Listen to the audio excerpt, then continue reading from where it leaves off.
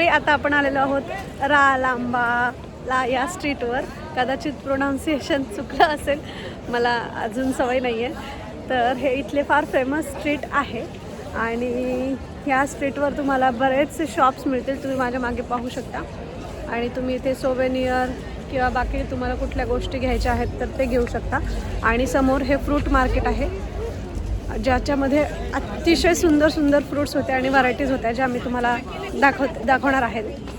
आणि हा स्ट्रीट खूप फेमस आहे. जेव्हा इथे या झाडांना हिरवीगार पानं वगैरे येतात तेव्हा खूप छान दिसतं. नमस्कार मंडळी, कसे आहात? मजेत ना असायलाच हवं, कारण आयुष्य खूप खूप सुंदर आहे आणि शो मस्ट गो ऑन. आत्ता मी आले आहे रामला या स्ट्रीटवर आणि मला लिटरली तुळशी बागेत आल्यासारखं वाटतं आहे. कारण इथे भरपूर शॉप्स आहेत जिथे तुम्ही शॉपिंग करू शकता, छोट्या छोट्या गोष्टीपासून ज्या इथल्या नेटिव्ह लोकल जे आर्टिस्ट आहेत त्यांनी बनवलेले आहेत.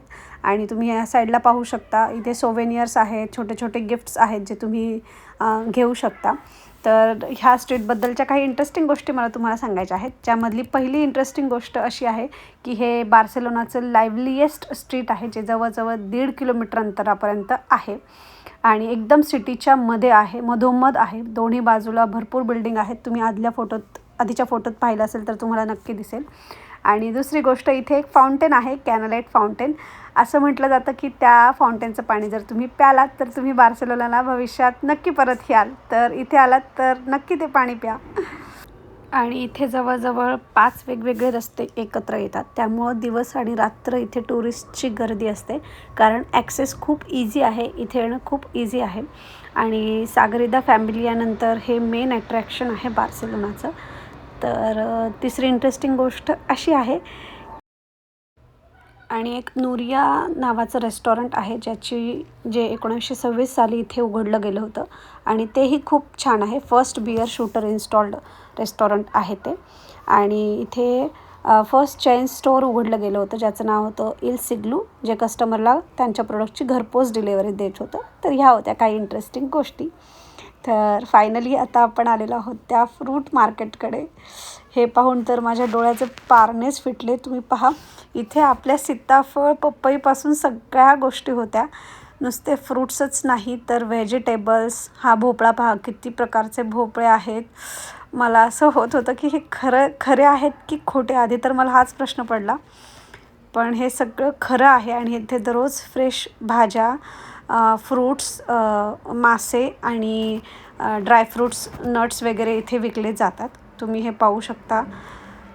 माणूस खरंच वेडा होऊन जाईल इथे जर एकदा आला ना. तर काय काय घ्यावं आणि काय काय नाही हा प्रश्न मला पडला होता. आणि ती लोकं पण इतकी पोलाईट आहे, स्वतःहून सगळ्या गोष्टी ऑफर करत होती. टेस्ट करा, प्रोडक्ट घ्या, टेस्ट करा, प्रोडक्ट घ्या. पण हे खरंच बघूनच पोट भरलं आमचं. तर हे जे मार्केट आहे ते रात्री 8:30पर्यंत उघडं असतं. जर तुम्हाला कधी यायचं असेल तर थोडं लवकर येण्याचा प्रयत्न करा, म्हणजे तुमचे 2-2.5 तास आरामात इथे जातील. कारण इथे बऱ्याच गोष्टी अशा आहेत ज्या आपल्याला माहिती नाही आहेत आणि आपण जर त्यांना विचारलं तर ते आपल्याला सांगतात की नक्की ही वस्तू काय आहे. तर इथे मधाच्या पोळ्यातनं मिळणारा मध किंवा केशर ह्या गोष्टीही इथे होत्या. मला आत्तापर्यंत वाटायचं की फॉरेनचे लोक फक्त पॅक फूड खातात, पण तसं नाही आहे. हे सगळं पाहून तो भ्रम निघून गेला माझा. आणि ज्या नवीन गोष्टीबद्दल मी बोलत होते ते होतं हे, जे आधी मला कळालं नाही ते काय, पण मी विचारल्यावर त्यांनी सांगितलं की त्याला टोर्नेडो म्हणतात. आणि अवघड असं काही नाही, फक्त बटाट्याच्या चपट्या केलेल्या आहेत आणि त्या एका बांबूच्या किंवा एका स्टिकमध्ये रोवून त्याला फ्राय केले, मग त्याच्यावर मिरची मसाला टाकला, इतकंच. पण बऱ्याच अशा नवीन गोष्टी आम्हाला इथे कळाल्या. इथे सिंगल फ्रूट ज्यूस आणि कॉम्बिनेशनमध्येही होते आणि सगळ्यांचं प्रेझेंटेशन अमेझिंग होतं. तुम्ही इथे पाहू शकता, ड्रॅगन फ्रूटसुद्धा त्यांनी कट करून विथ स्पून तुम्हाला अवेलेबल करून दिलं होतं. आणि एक मजेशीर गोष्ट मला तुम्हाला दाखवायची आहे. हे आहे आपलं नारळ, जे फक्त कट करून ठेवलं आहे आणि ग्लासमध्ये भरून ठेवलं आहे म्हणून फक्त 300 रुपयांना.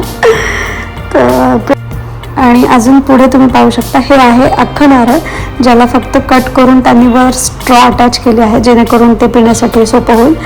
तर तेही एक गंमत वाटली. सगळ्या गोष्टी रेडीमेड आणि अजून एक महत्त्वाची गोष्ट, इतकं मोठं मार्केट असूनही इथे कुठेही प्लास्टिकचा वापर केला जात नाही. कागदी पिशव्यांचा इथे वापर केला जातो. तर आता आपण जातो आहोत पुढे. आणि अजून एक फिरताना मला गंमत दिसली आणि ती गंमत होती सिग्नलबद्दल. जसं आपण एखादी गाडी थांबवण्यासाठी हाताचा इशारा करतो, तसेच इथे सिग्नल्स होते जे खांबापासून बाहेर येऊन इशारा करत होते. तुम्ही इथे पाहू शकता. दिवसभर फिरून फिरून आता आम्हाला खूप भूक लागली आहे आणि आम्ही आलेलो आहोत हॉटेलमध्ये. पाहूया काय आहे खास. तर आपण कुठेही गेलो तरी शेवटी भूक लागली की आपल्याला भाजी चपातीचीच आठवण येते. आणि आम्ही कुठे गेलो तरी मोस्टली इंडियन हॉटेलमध्येच जेवण करतो. आत्ता आम्ही ज्या हॉटेलमध्ये आलेलो आहोत त्याचं नाव आहे वेज इंडिया. आणि मी हे हॉटेल हायली रिकमेंड करेल. जर तुम्ही कधी इथे आलात तर ह्या हॉटेलला एकदा तरी नक्की भेट द्या. इथला ॲम्बियन्सच तुम्ही पाहू शकता. पूर्ण ऑथेंटिक आणि ट्रॅडिशनल ॲम्बियन्स तुम्हाला इथे दिसेल. आपले जे श्लोक आहेत किंवा जी आपली भारतीय बैठक आहे ते तुम्हाला इथे दिसेल. राजस्थानी शैलीतलं हे हॉटेल आहे आणि सर्विस तर खरंच अमेझिंग आहे. तर पाहूयात. आणि वेटिंग एरियामध्ये इवन तुम्हाला बसण्यासाठी चोपाळाही त्यांनी प्रोव्हाइड केला होता. तर आता आपण जातो आहोत आतमध्ये. आणि मला नाही वाटत की स्टार्टरलाच जर अशी सुंदर पाणीपुरी मिळाली तर कोणी नाही म्हणेल. तर हे सगळ्याचेच तुम्ही स्टार्टर पाहू शकता. ते डेकोरेशनसहित इतके सुंदर होते. खरंच हे हॉटेल खरंच खूप छान आहे आणि जेवणही अतिशय उत्तम आहे. जर आलात तर नक्की इथे या. रस्त्याने जाता जाता मला हे जय वालकर या नावाने एक शॉप दिसलं आणि मला वाटलं हे कदाचित मराठी माणसाचं असावं. तर आपल्या मराठी माणसाचं शॉप इथेही आहे. तर आता आपण जातो आहोत आपल्या पुढच्या डेस्टिनेशनकडे. आता आपण एका पार्कला चाललेलो आहोत. तेही इथलं खूप फेमस पार्क आहे ज्याचं नाव आहे गोयल पार्क. तर त्यासाठी आपण मेट्रो ट्रेन घेऊन तिथपर्यंत पोहोचलेलो आहोत. ह्या सगळ्या गोष्टी आसपासच होत्या पण पाऊस येत होता त्यामुळं थोडंसं घाई झाली आम्हाला. आणि इथेही ॲडव्हान्स बुकिंग करावं लागतं. सकाळी 9:30 ते रात्री 8 वाजेपर्यंत हे पार्क उघडं असतं. आणि तुम्ही ही गर्दी पाहू शकता. लिटरली बरेच लोक पाठीमागे गेले होते कारण त्यांच्याकडे ॲडव्हान्स बुकिंग त्यांनी केलेलं नव्हतं. आम्ही ॲज युजल ॲडव्हान्स बुकिंग केलं होतं म्हणून आम्ही वाचलो, नाही तर आम्हालाही फक्त बाहेरूनच दर्शन मिळालं असतं. तर हे एक बोटॅनिकल गार्डन आहे आणि हे खूप मोठं गार्डन आहे. आणि ह्या मधून तुम्हाला पूर्ण सिटीचा स्पेक्टॅक्युलर व्ह्यू दिसेल. तुम्हाला समुद्र दिसेल, तुम्हाला सागरिका फॅमिलिया दिसेल आणि किती व्यवस्थित डिझाईन केलेलं आहे हे पार्क तुम्ही इथे पाहू शकता. आणि मला तुम्हाला इथून हा वरचा व्ह्यू दाखवायचा आहे. तुम्ही पाहू शकता हे आर्किटेक्चर. खूप युनिक बिल्डिंग्स इथे होत्या. इथे एक चर्चही होतं आणि ज्याची घंटा दर 1-1 तासाने वाजत होती. तर ह्या गोष्टी खरंच बघण्यासारख्या होत्या. जर इथे आलात तर बुकिंग करायला विसरू नका. आणि विकेंडला गर्दी असते तर शक्यतो वीकडेजला येण्याचा प्रयत्न करा. जर सुट्टी वगैरे काही असेल तर आधी हे पहा. तर हेही अर्थातच गावडेंनी बनवलेलं आहे. तर आय होप की तुम्हाला हा बार्सिलोनाचा शेवटचा ब्लॉग आवडला असेल. असेच आपण नवीन नवीन कंट्री फिरण्याचा प्रयत्न करूयात सोबत. रात्रीचे वाजले आहेत 9:30 आणि आम्ही जेवण करून परत हॉटेलला पोहोचलेलो आहोत. तुम्ही पाहू शकता. तर भेटूयात उद्या सकाळी. उद्या आपण परत जातोय ब्रसेल्सला, बेल्जियमला. आणि एखादा स्पॉट कवर झाला तर आम्ही तो करण्याचा प्रयत्न करू. तर मंडळी आता आपण चेकआउट केलेलं आहे आणि आपण चाललेलो आहोत एअरपोर्टला. आणि आपली फ्लाईट 8 वाजताची आहे आणि आम्ही 12 वाजता चेकआउट केलेलं आहे. तर आता थोडं फिरूयात, खाऊयात आणि मग इथून आपण जाणार आहोत जिरोवाला. तिथे जाण्यासाठी 1-1.5 तास लागणार आहे. त्यामुळे तो आपला टाईमपास होईल. आणि आता आम्ही खूप थकलेलो आहोत. तुम्हाला कदाचित जाणवत असेल माझ्या चेहऱ्यावरून. खूप थकलेलो आहोत. 2 दिवस आम्ही प्रचंड फिरलो. तर आता आपण इथलं एक मॉल पाहणार आहोत. तर जाऊयात मॉलच्या आतमध्ये.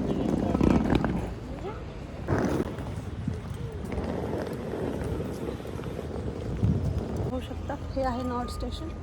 आणि स्टेशनही अतिशय सुंदर आणि मोठं आहे. ऐतिहासिक स्टेशन आहे.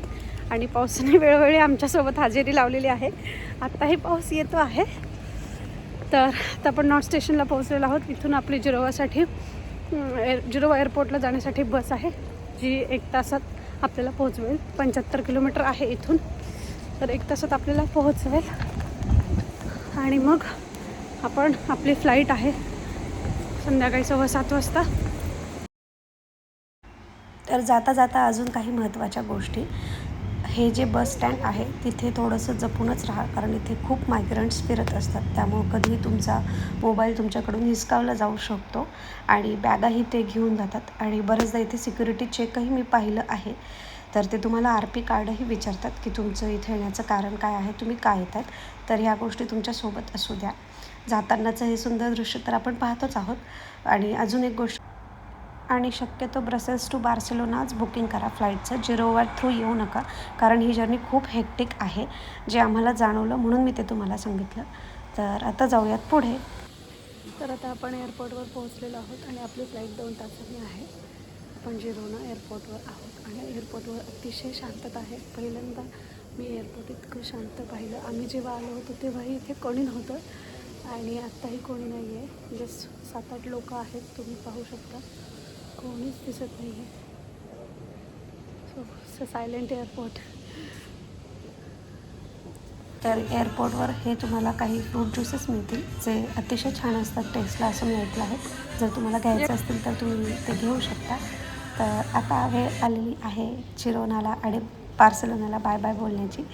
तर आता 4 दिवसांच्या ह्या आनंदी पण थोड्या हेक्टिक प्रवासानंतर आम्ही निघालेलो आहोत परतीच्या प्रवासाला. आणि अनावधानाने येतानाचं एक्स्ट्रा लगेजचे बुकिंग आम्ही विसरलो होतो, त्यामुळे आम्हाला थोडे एक्स्ट्रा पैसे द्यावे लागले.